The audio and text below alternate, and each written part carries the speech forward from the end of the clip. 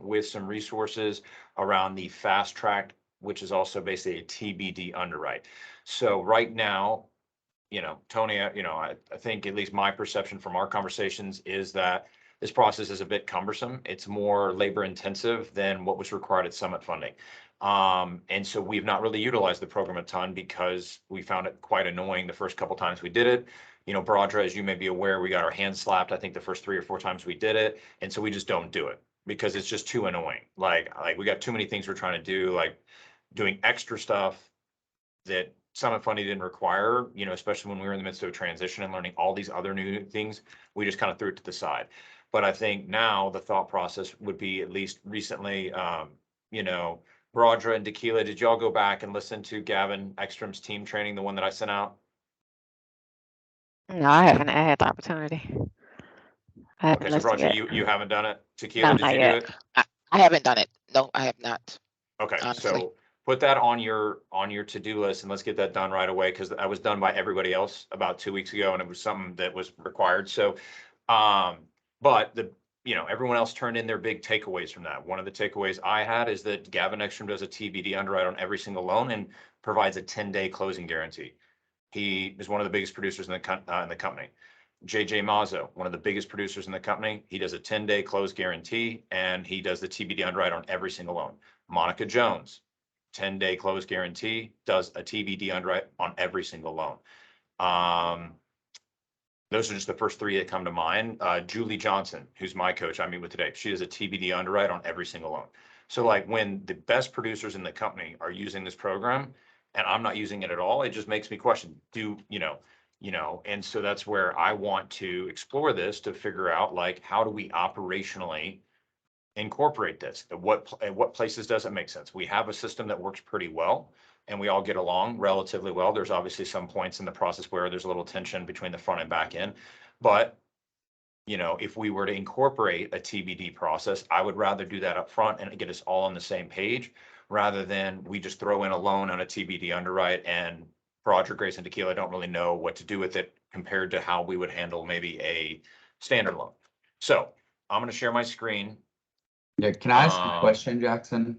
Do Yeah, we go ahead. know, do we know if these other LOs, if their teams are pre-approving the clients before they submit, if they know that it's a solid file, or are they pre-approving them after they get the conditional approval? That's a great question, Ryan. I mean, and I think that's part of the kind of training today is let's identify what are those questions, right? Like, I'm not saying we implement this tomorrow, right? Like, we don't need to. Like, to me, honestly, the market's less competitive now than it was 6 months ago, right? Like 6 months ago, everyone was doing a 0-day financing contingency. And there were lots of times I just allowed us to do a 0-day financing contingency, even though we did not have an underwriting approval. I just trusted Ryan, Tony, and Shane. And the reality is, y'all do an amazing job. I mean, like, y'all kind of pre-underwrite the file to begin with. Like, I mean, Shane's the newest, but like, it's been a while since we've had maybe a few flare-ups where it was like, oh my God, this deal's about to die, and then we bail it out, right? Like, what was it, Nawanko, and I think Higby, we ran into a few things, but we were able to pull it back, right, and save the deal.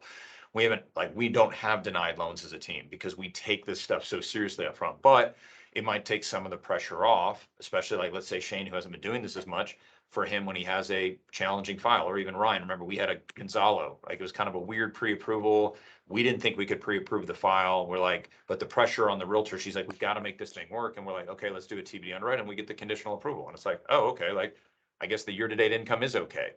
But I guess that would be my response to your question, Ryan, is I'm meeting with Julie today. I can maybe ask her to, talk, I'll actually write that down. Julie, TBD. I'll ask her to kind of expand upon how she approaches this program and specifically your question. Okay. So I want to make sure I'm going to send this out. This is a training that the corporate offers on the TBD process. So I'm going to assign that as homework for everybody to do. Okay. So that we can all be aware of this program and we can all weigh in on it. Okay. So it seems to me it is an hour and a half. You could probably play it in the background. That's probably what I'm going to do. Right. But this is a good resource to save, right? So when we run into situations like by watching this, we may identify some opportunities where this, we could learn more about it. I have not watched this training, so I'm going to send this out. Okay. Then let's see here. I think there is, yeah, here we go. Wait, hold on. Thought there. Okay, so let's kind of look through this together. And since no one's really Jumpstart, Fast Track, Blend, Loan Officer Toolkit, Pre-Approval Process, which honestly, that's another thing. Tony, I think you had mentioned the LO Toolkit a while ago. I have not had a chance to really look into that. So I think that's another thing that we could maybe get more exposure to as a part of this. But interesting. These programs are only available. Okay, so what is Jumpstart based on Blend Toolkit? Okay, so it looks like there's 3 levels of a, I guess maybe they're calling this pre-qual, pre-approval, full underwriting approval. Okay. Well, I think the Jumpstart and the Blend are pre-qual. Well, yeah, because I mean, it says pre-approval toolkit, but it says unverified income and assets, so that doesn't make sense. I think it looked, I mean, I think it's a going pre-qual. through this training, yeah, going through this training, we might learn what it is. I don't know if that necessarily, like, the main thing I would say that I care about is this right here, Yeah. right? I don't know much about these 2 programs, honestly, so I would have to look into that. But I think, the more exposure we get to each other's sides of the business, so like even Grayson, Tequila, and Broger, right? So what happens is, this is something that Ryan, Tony, and Shane and I are required to do, right? So what happens is we get the loan application and we run AUS. If we have an approved eligible based on what everyone's told me verbally, we pre-qualify the file. Okay, so that's a pre-qualification. Now, we don't really ever send out pre-qualification letters like other lenders would, like Rocket Mortgage, Chase, even our competitors will send that out. A lesser loan officer would just say, hey, like, it looks good to me, even though I have no docs, right?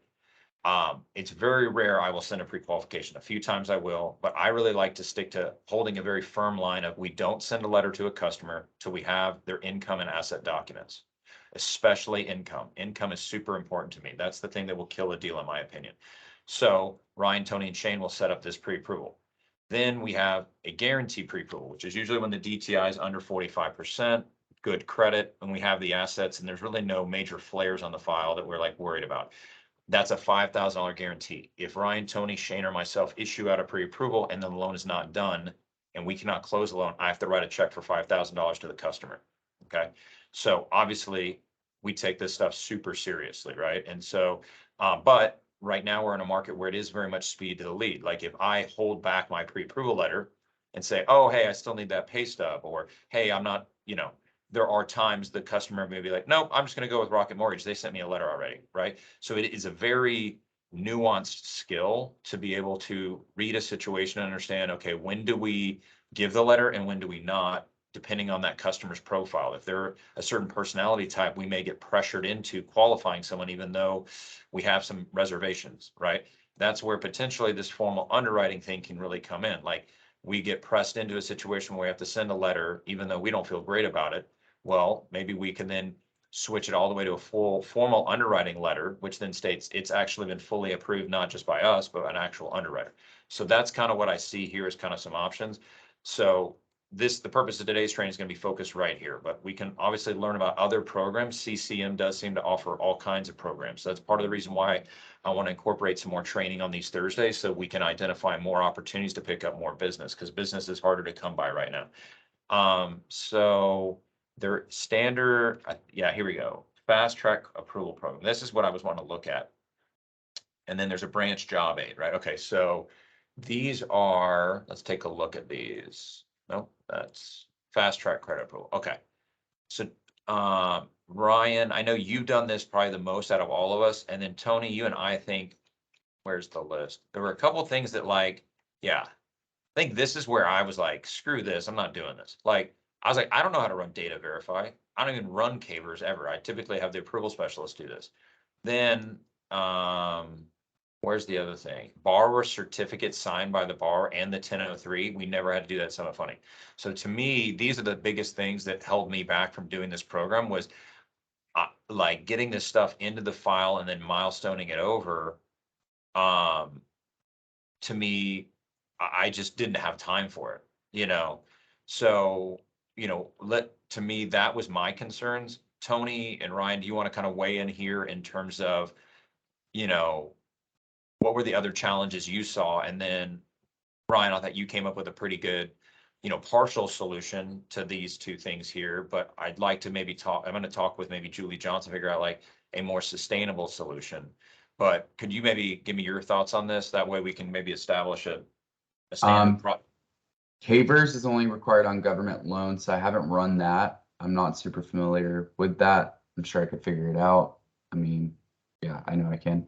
And then, or we could also loop in the approval specialist to help with Yeah, that. that's typically what I would do is I feel like I just email Micah and have her do it is what I mean, I don't do it. With data verify, I can run that and it's pretty easy.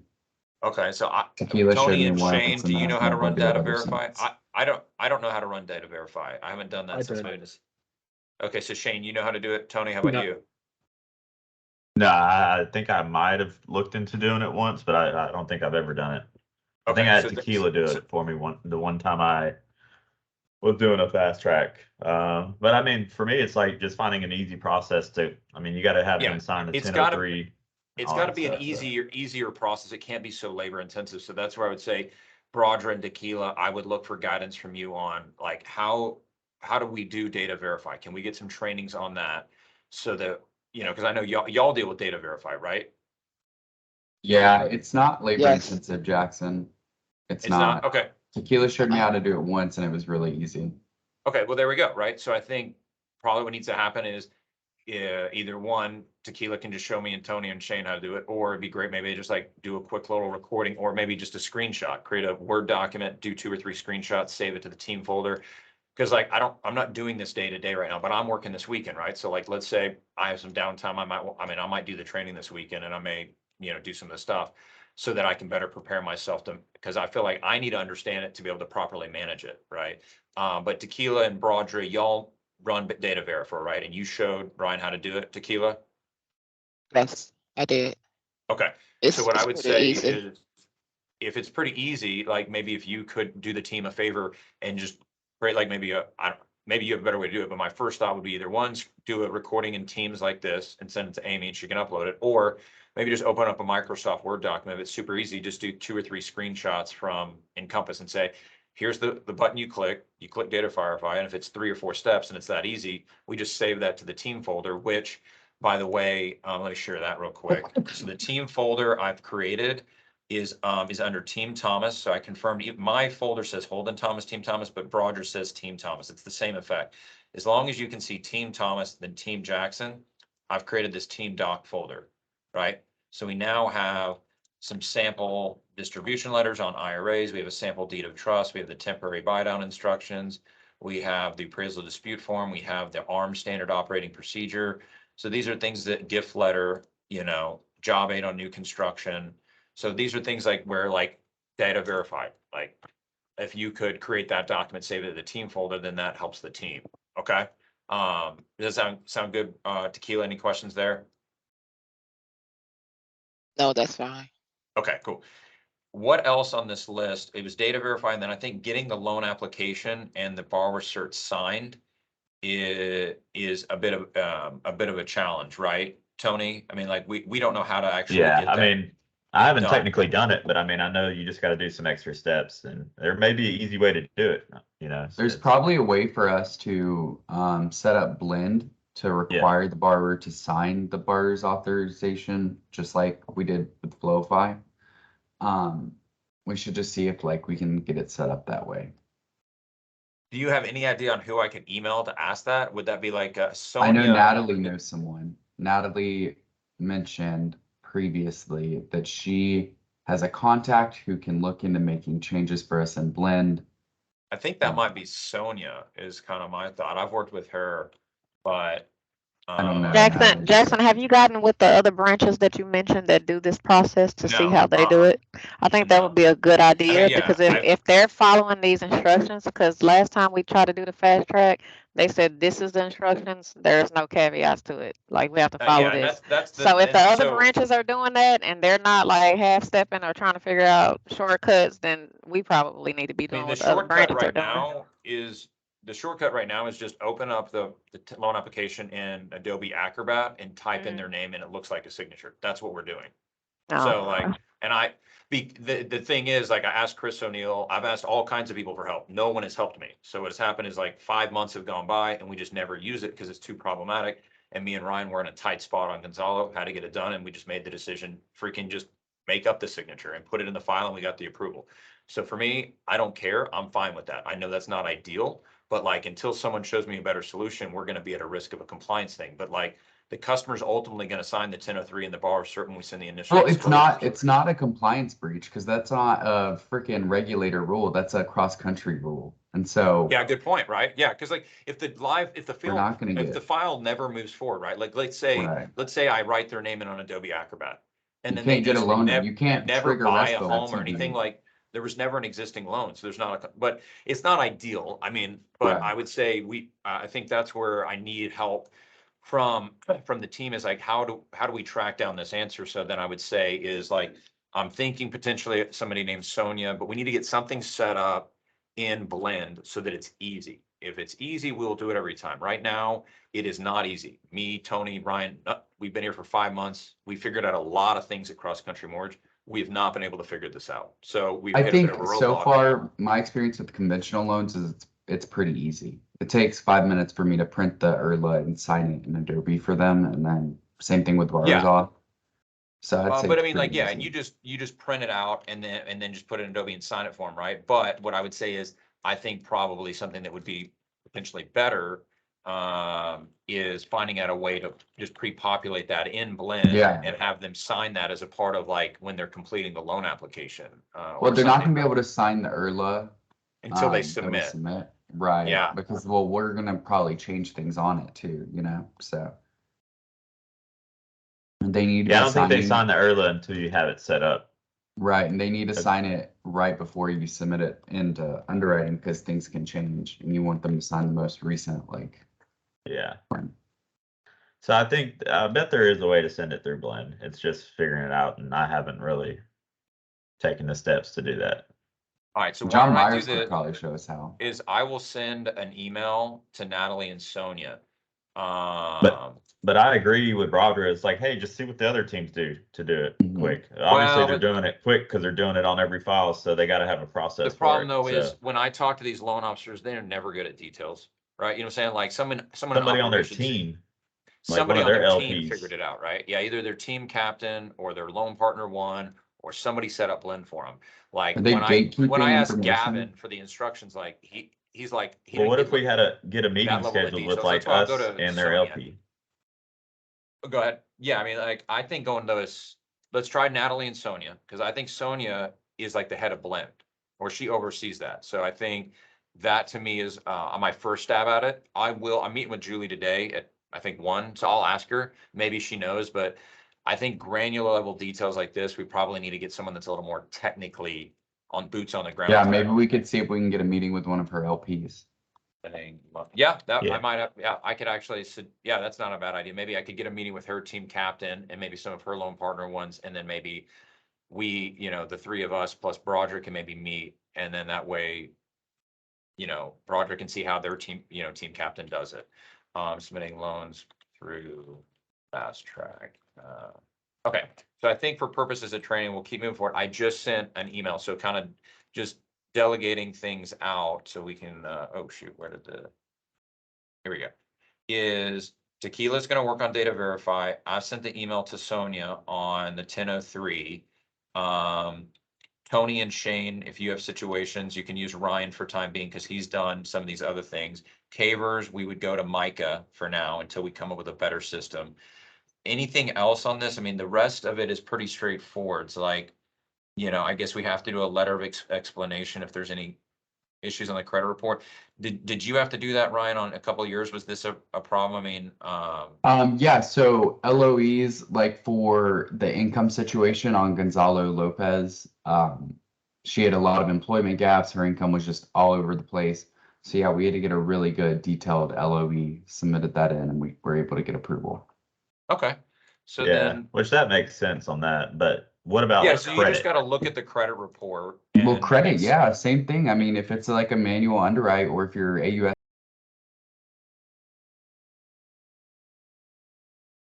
Oh shoot, did I freeze? Yeah, just for a second though, you're back. Oh, I was saying, yeah, it's the same thing, like if it's a manual underwrite, you need to get an LOE for credit, or if your AUS findings require, an explanation for derogatory credit, then yeah, you need to submit with LOEs. I guess that's kind of like the more annoying part to it, I would think. Oh, for sure. Yeah, but Like not the every rest file makes is going to sense. be I like mean, that. having a provable file with DU and credit and, the sign, whatever, that all makes sense. But like, I feel like going to get LOEs and signed by the borrower and this and that, like that's just gonna like delay like the submission and Well, typically we're doing this process for loans that we're not even sure we can do anyway. So, I mean, they're yeah. going to take a longer time to get pre-approved. Like that's a given. But I think the other teams just do it on every file, even if it's a slam dunk. Like, Right, but on every file, even if it's a slam dunk, they're not going to need LOEs. right, yeah. Um, Yeah, I'll try it, and even if it has it, I'll probably try to submit it without it and see if they really need it. Just kind of test the Then you're waters a little gonna, then bit. you're delaying, then you're gonna delay time, Tony. Like just Agreed. upfront. Do it correct the first time. Yeah. We'll see. Um, We'll see. well, I mean, How it's more a important those function of just LOEs like, are. I would say, Tony, like, the reality is, I would say sometimes you're better than underwriter. I mean, like, there are times I'm like, I would trust your opinion over some of the underwriters that we've had at Summit Funding and Cross Country Mortgage. Mhm. Like, when's the last time you turned a file in that didn't get pre-approved, that didn't get approved, right? I think Kevin Mikowski is the only one I can think of in the last 2 years, right? So you know your guidelines, you know your stuff pretty well. But the thing is, there's still an opportunity potentially, like, let's say we're doing a jumbo loan. Let's say we're doing non-QM. Let's say we're doing something that's a little bit weird that we haven't done before, like a Yeah. Huntington loan or something like that. Like, there's situations where like we now have more products at CCM, so we're going to start to maybe operate outside our comfort zone a little bit. And rather than just not doing those loans, like, for example, like USDA. I've never done a USDA loan in my career. I've just turned them away, right? Manufactured homes. I've never really wanted to do a manufactured home loan, but we're doing one this month simply because we need more loans. So it's like, I think the fast track is that kind of extra maybe safety blanket for us as a team, like, so that like if we have a tricky pre-approval, let's, get it in, right? And then that way we kind of make sure we cover our bases. But then I want to make sure Tequila and Grace know what that looks like, because if we're submitting in a fast track approval, it should make their process even easier, right? So then to me, maybe that's another possible, like Broadra, I was thinking that's maybe another possible solution to rushes, right? Like to me, if we get a TBD approval, it shouldn't count as a rush anymore, right? Like if we already have a conditional approval, all we're waiting on it really is the appraisal. It'd be like me giving you a loan. So is that a way to potentially solve some of the rush challenges as well? So, I don't know. I'm kind of more just wanting to see opportunity for us as a team. So what I would say is, we got a few minutes left here Yeah. in this training. Another Okay. thing I like figuring out, like, let's say we do a fast track and it gets done, and then it sits for like a month or 2 months, and then they finally get under contract. Like, would that still, like, what is the timeline? Would that still be considered a fast track, or is it like they basically got to underwrite the whole file again because it's been, X amount of time? And just kind of seeing like what is our timeline on this? I think they tell you on the conditional approval what the timeline is. Yeah, Yeah, that's a good I think point. they give Okay. you like a date. gotcha. Yeah, That's but good. these are kind of questions, like, so we have a branch job aid and we have a underwriting job aid. So I just sent the data verifier and the message to everyone as well. Did you send an email or how did you send it? Teams. Teams. Just So sent it in Teams. You want me to email everyone? what I would like, hold on, where did it- branch job, here we go, here's the under. So what I would say is I would like to save it into a Word document or a PDF document and It's put it here. PDF. Okay, perfect. If it's PDF, then save it here because that Team way, like, let's say I don't look at this again for another month. I want to be able to then go someplace rather than having to kind of dig through emails or Teams messages. Does that sound good, Tequila? So, Gotcha. Uh-huh. okay, cool. And then I just saved both of these here. Wait, where are Then you saving that stuff at, Jackson? yeah, okay. So this is the team folder. So check your OneDrive. It should either say Holden Thomas, Team Thomas, or just Team Thomas. Go there and then see if you can see this. I checked with Grace, she's able to see it. I checked with Roger yesterday, she's able to see it. I'm pretty able to sure you see it. can, because see, it's Yeah. Team I can see it. Jackson and then Jackson's bars, Yeah. right? And instead of going into Jackson's bars, we're gonna have a team doc folder, right? Gotcha. And then actually, I'm gonna move these two things right in here, because anything that, and then we obviously could even organize this a little bit better, but I'm just trying to, create a place where like this is a sample year-to-date profit and loss, right? So and here's a balance sheet, right? So like, we might not use it all that often, but when we do, and here we go, perfect. Now we have data verified. And so if we create this place, it just helps us kind of learn from each other, especially since it's a newer company and we're still figuring stuff out. But,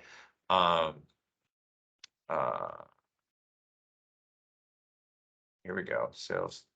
So this is pretty good. Okay, so I think next steps, just to close out this training, is, oh, here we go. Okay, I'm going to save this. I don't know what does TR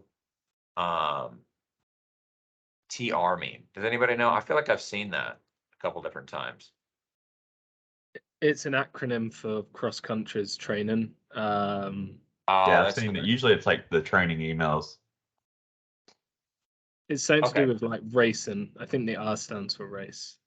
Okay. Yeah, So I just saved these training documents. on the run. That's what it's called. Training on the run. Okay, cool. So I just saved FastTrack. Where'd the other one go? Okay, must not have saved in the right place.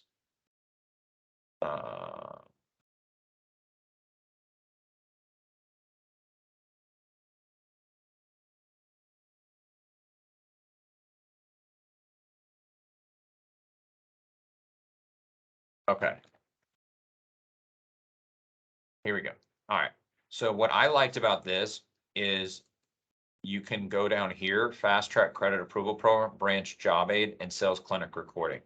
So those are the things that I kind of sent out. So we now have the job aid for the branch and underwriting, and we have this, and then you can just click this button right here, and it takes you to this page, which has even more resources. So that way, when, not that you're going to necessarily use this today, but sometime in the next coming months, you may have a situation where you need it. And looks like there's even some information on data verify here. I know that Tequila just saved that, but maybe, let's see here. So I think just the more that all of us get familiar with it, including myself, I think the better off we'll be. Okay. So I think Brodra and Tequila and Grace, what I would like for y'all to do is, one, complete the training, but then two, what I'd like to do is make you aware of it. And then the next time, like I don't think any of y'all have actually taken a loan yet that we already had FastTrack Credit approved and took it to contract. What I would like to do is, at some point in the next coming months, you may get a file that has been FastTrack approved. I would like to know, what is the difference? What is the savings? Like, how much time does it save you? I'm not going to start promoting a 10-day close, but I'd like to know, like, how much time does it save you? Like, if you spend, let's say, 10 hours on a loan, but we get it FastTrack Credit Approval and it cuts you all the way down to 5 hours on that loan, that's a significant savings. So then potentially, would we be comfortable, using this as potentially our rush program? I still feel comfortable doing 21-day closes as our standard, and then charging rush fees and trying to keep everything at about 15 days. I don't think it's rare I try to take on a loan that's closing less than 15 days. And I'm trying to keep loans probably around 50, I'd like to keep the loans at 15 days between, around 20%. But our competition right now is there's so many lenders low on loans that like everyone can do like quicker closes now. So like, I'd like to kind of explore this as a potential competitive advantage. So Broderick, Grace, and Tequila, what I'd like to use the next time you get a fast track credit approval, like when you're processing the loan, think about it and be like, hey, how much time did this really save me? Like I would think you literally, the initial submission would go from maybe 2 hours, submitting a loan and underwriting, but like to 5 minutes because it's already conditionally approved. Like, like it should be relatively easy, but I may be misjudging that. So, does that sound good, Roger? I don't think there's any changes you need to make today, but I just wanted y'all to be aware that I can see us moving in this direction over the next coming months, and I'd like to kind of get more familiar with it. Okay. Yeah. Okay.